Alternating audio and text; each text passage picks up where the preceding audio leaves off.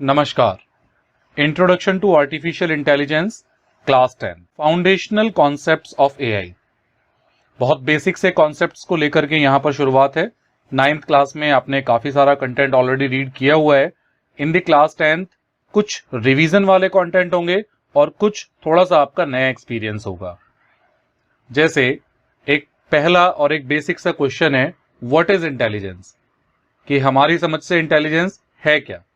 अगर यहां पर आप राइट हैंड साइड पर ये दो इमेजेस देखेंगे, यहां पर टीवी है, स्मार्टफोन है, और टीवी की भी जो कैटेगरी है 1930 में कैसे टीवी होते थे, 1950 में, 1970s में, 1990s में, उसके बाद धीरे धीरे इसमें चेंजेस आते गए, मोबाइल की टेक्नोलॉजी में भी चेंजेस आते गए। लेकिन क्वेश्चन ये है कि ये इतने स्मार्ट और इतने इंटेलिजेंट कैसे बने। तो अगर इस कॉन्सेप्ट को हम समझने की कोशिश करें तो हमारा जो फोन है, यानी जो इतना पहले ओल्ड होता था और आज वो इतनी टेक्नोलॉजी से लैस फुल हो गया है, तो टेक्नोलॉजी फुल होने के बाद में एक स्मार्टफोन का अगर एग्जांपल लें, एक स्मार्टफोन जो बिल्कुल पहले केवल कॉलिंग पर्पस के लिए यूज होता था, आज आप उससे नेविगेशन यूज कर सकते हैं। आपको कहाँ जाना है, कौन सी लोकेशन सर्च करनी है, इजीली सर्च कर सकते हैं।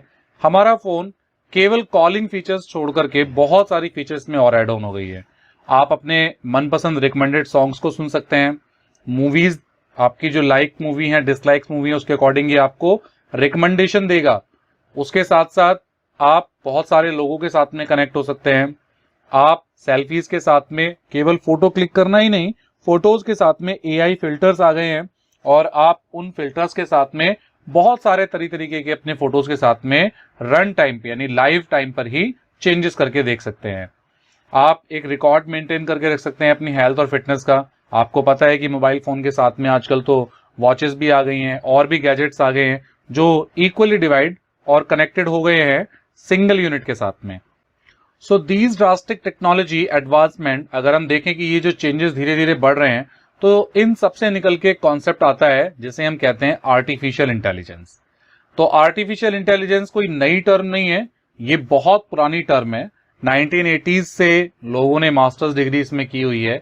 हाँ, आज 2020 के बाद में इसमें इतने ज्यादा, अगर हम कहें कि अट्रैक्शन आ रहा है, या यूं कहें कि इसमें इतने ज्यादा लोग इंटरेस्ट दिखा रहे हैं, just because of one thing that is called data.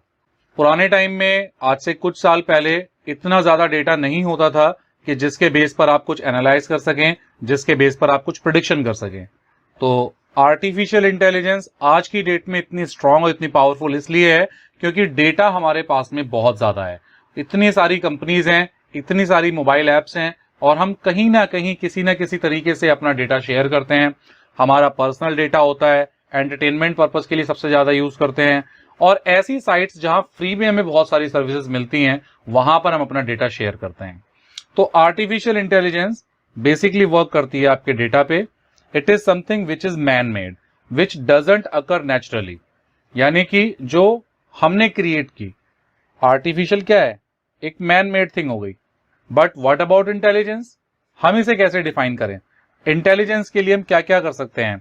तो यहाँ पे एक और क्वेश्चन है, humans are said to be an intelligent species, so what is it that make us intelligent.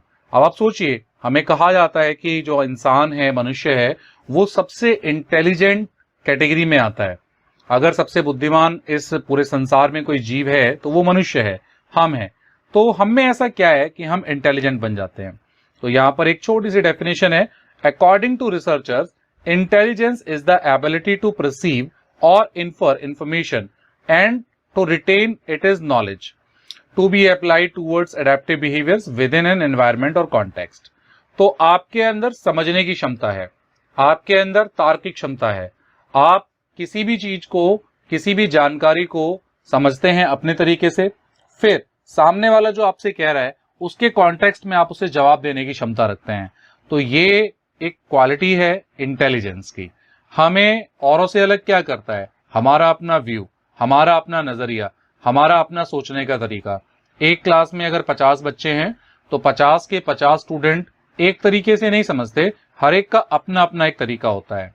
जब टीचर एक्सप्लेन कर रहा होता है तो किसी की इमेजिनेशन किसी और तरीके से परसेप्शन को एक्सेप्ट करती है, कोई ऑडियो विजुअल कंटेंट को देख के ज्यादा समझता है, फॉर एग्जाम्पल जैसे ये वीडियो ही आप देख रहे हैं, तो इस वीडियो में कुछ लोग आवाज को सुनकर के कंटेंट को समझने की कोशिश करेंगे, कुछ लोग पीपीटी पर जो कंटेंट लिखा है उसे पढ़कर समझने की कोशिश करेंगे, और कुछ लोग दोनों ही ऑडियो भी और विजुअल भी दोनों का मिक्सचर देख करके भी समझने की कोशिश करेंगे।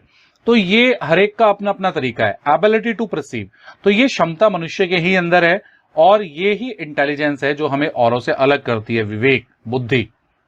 और एक छोटा सा ये नीचे एक इमेज आप देख रहे हैं, reasoning capability, learning capability, problem solving capability, perception निकालना और अन्य भाषाओं में जो बातें होती हैं लिंग्विस्टिक, उस तरीके से चीजों को समझना। तो ये सारी चीजें हमें इंटेलिजेंस की तरफ इंडिकेट करती हैं। एबिलिटीज इन्वॉल्व्ड इन इंटेलिजेंस, अब समझते हैं कि कितने तरीके की एबिलिटीज हैं जो हमारी इन्वॉल्व होती है इंटेलिजेंस के अंदर। तो वैसे तो बहुत सारी इंटेलिजेंस हैं, जैसे यहां पर कुछ इंटेलिजेंस के नाम दिए गए हैं। इंटरपर्सनल इंटेलिजेंस है, म्यूजिकल इंटेलिजेंस है, मैथमेटिकल लॉजिक इंटेलिजेंस है, और इनके बारे में भी अगर हम बात करें तो one by one, mathematical logical reasoning, क्योंकि कई लोग ऐसे होते हैं जो मैथ्स में बहुत स्ट्रांग होते हैं, उनकी समझने की क्षमता बहुत होती है, वो डायरेक्टली लॉजिक्स को समझते हैं, तो ऐसे लोगों के अंदर मैथमेटिकल लॉजिकल रीजनिंग की एबिलिटीज आती है इंटेलिजेंस के अंदर।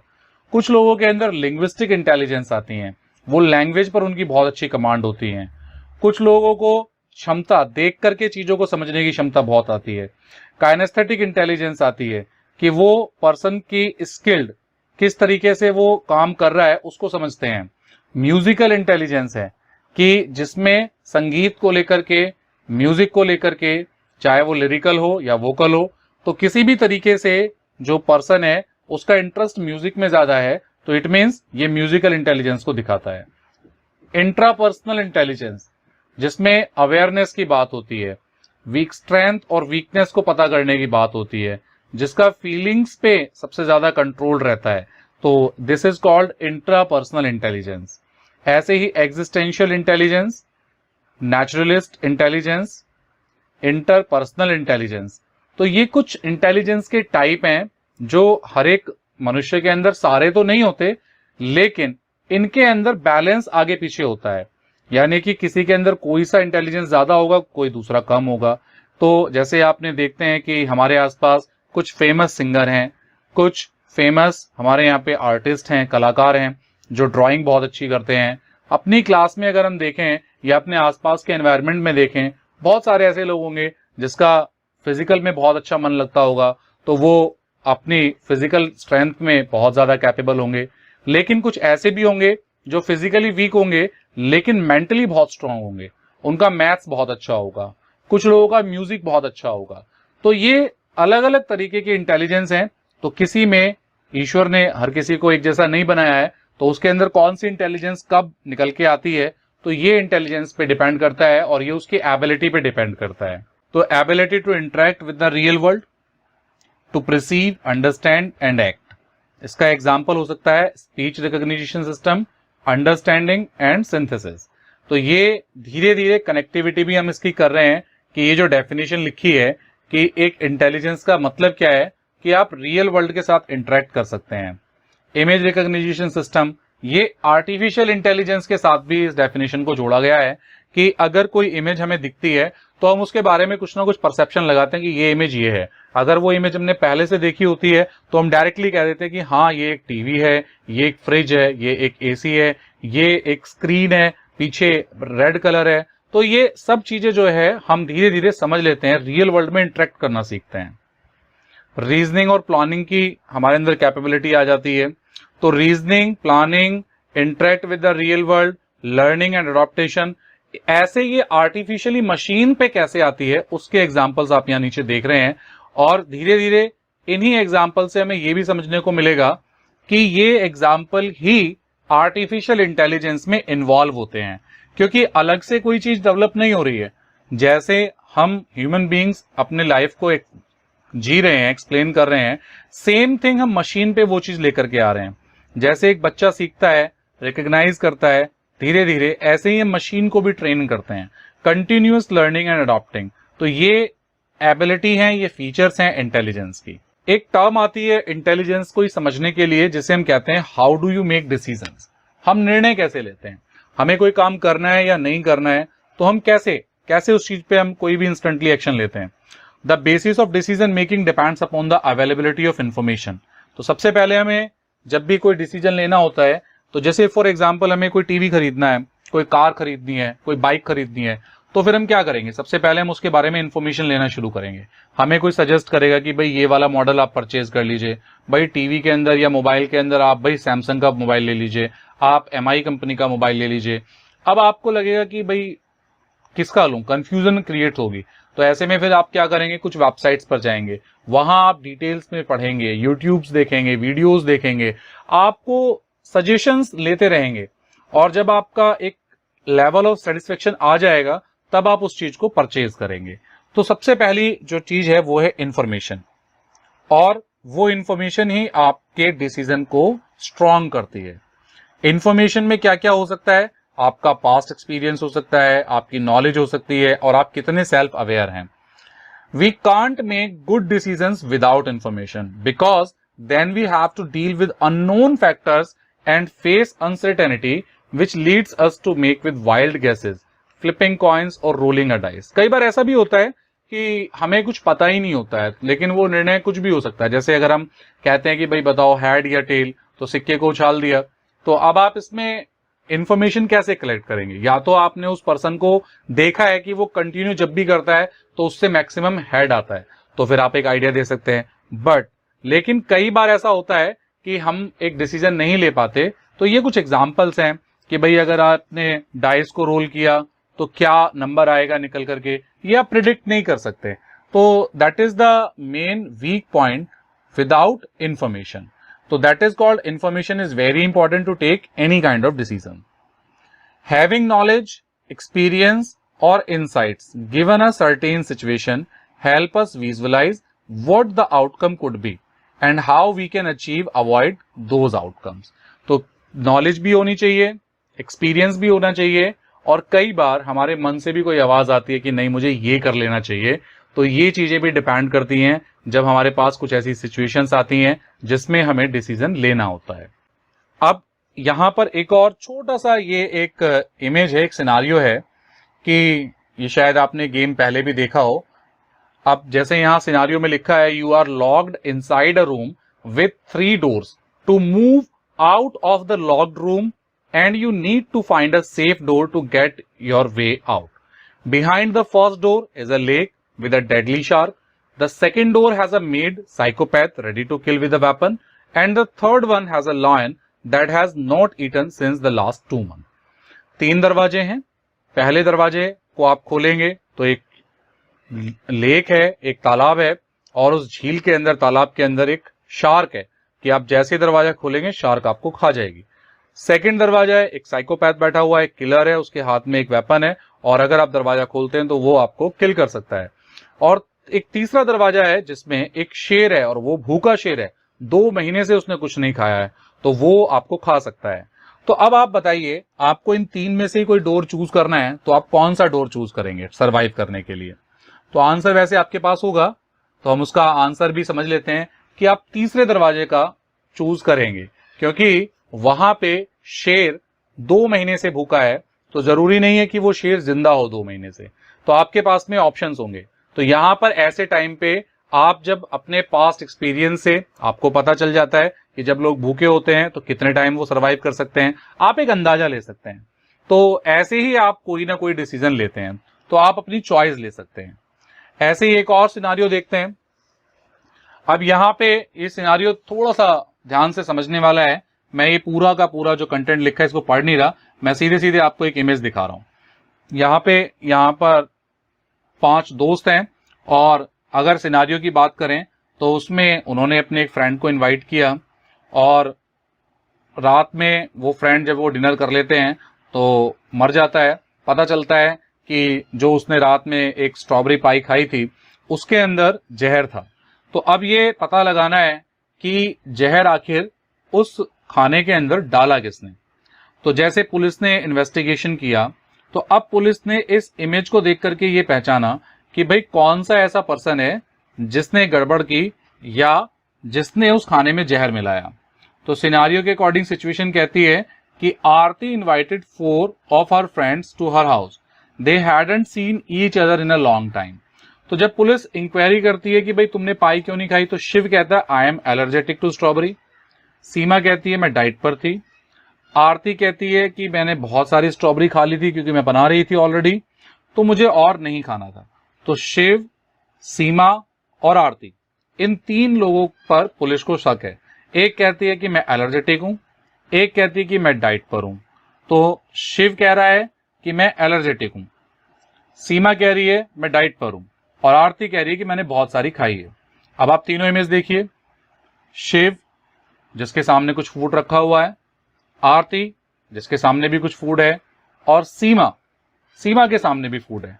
तो शायद आपने गैस कर लिया होगा कि आखिर जहर किसने मिलाया है। तो सीमा इसका सही जवाब है, क्योंकि सीमा ने कहा कि वो डाइट पर है, लेकिन अगर आप इमेज ध्यान से देखेंगे तो उसके सामने बर्गर रखा हुआ है और भी कुछ फूड रखा हुआ है। तो अगर कोई डाइट पर है तो वो ऐसा फूड क्यों खाएगा। तो इसलिए पुलिस ने एक पिक्चर को देख के आइडिया लगाया कि भाई ये गड़बड़ कर सकती है।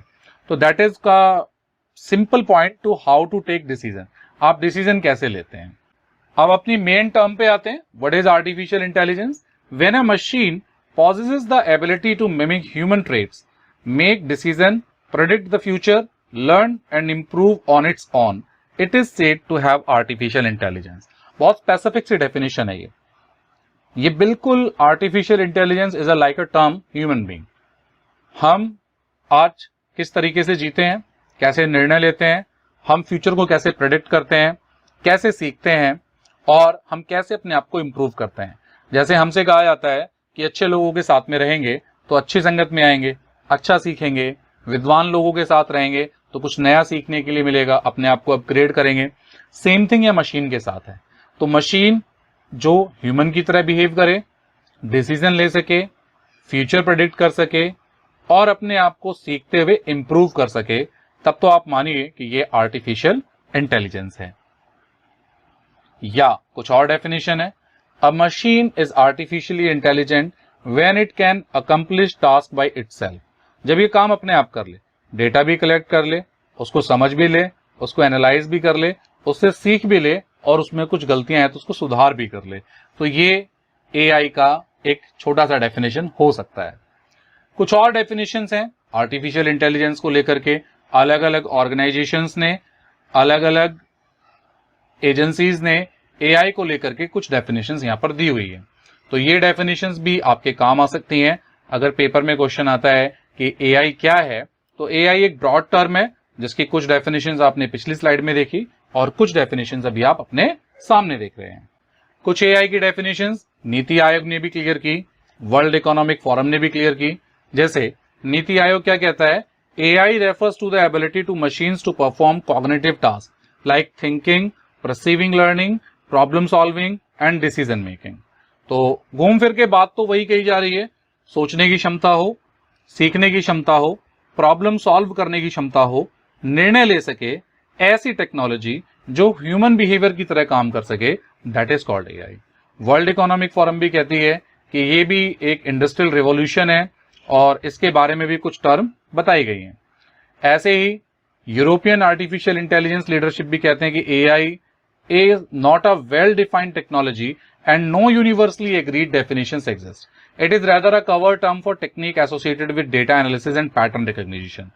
तो यहाँ पे इसने कहा कि AI क्या है, सिंपल सी भाषा में कहें, जैसे मैं आपसे पहले से ही कह रहा था कि AI कोई नई टर्म नहीं है। AI is not a new technology, having existed since 1950। ये 1950 से है। While some market sector and individual business are more advanced than other, AI is still at a relatively early stage of development। उस समय ये early stage पे थी, आज ये अपने एक फुल मोड पर काम कर रही है।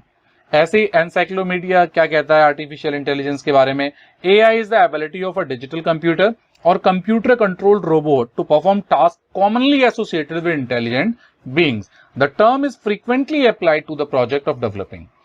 तो AI को लेकर के बहुत सारी डेफिनेशंस हैं, तो यहां पर कुछ डेफिनेशंस यहां मैंने स्लाइड्स पर लगाई हुई हैं जो आपकी हेल्प कर सकती हैं। अब आते हैं, how do machines become artificial intelligent. एक मशीन आर्टिफिशियल इंटेलिजेंट कैसे बनती है।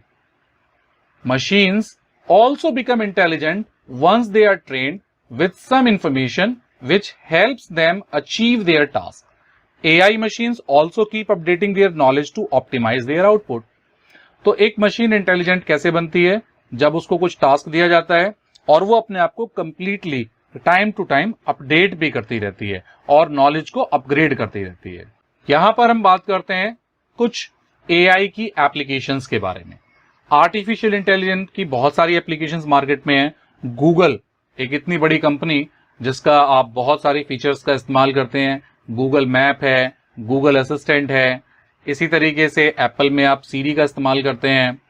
आप जो रोबोट्स हैं, जैसे आप यहाँ पर देख रहे हैं कि राइट हैंड साइड पर टॉप पर ये सोफिया रोबोट की फोटो है और उसके साथ साथ इसी कंपनी ने एक और प्रोडक्ट लॉन्च किया जो कि लिटिल सोफिया के नाम से आया, यानी इसे लिटिल सिस्टर भी कहा जाता है सोफिया की।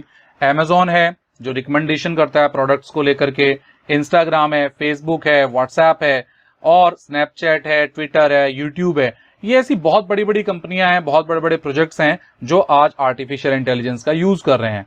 AI से रिलेटेड रोबोट्स हैं, AI से रिलेटेड आपके बोट्स हैं जो आपसे इंटरेक्ट करते हैं। अगर सामने कोई लाइव पर्सन नहीं है तो एक ऐसी लाइव मशीन बन जाती है जो आपसे इंटरेक्ट करती है और वो आपको कुछ ना कुछ रिप्लाई जरूर करके देती है। आप स्पोर्ट्स में देखिए, गेम्स में देखिए AI की टेक्नोलॉजी का कितना ज्यादा यूज होता है। तो ये एप्लीकेशन है आर्टिफिशियल इंटेलिजेंस के। अब एक टर्म को समझते हैं कि AI क्या है और क्या नहीं है।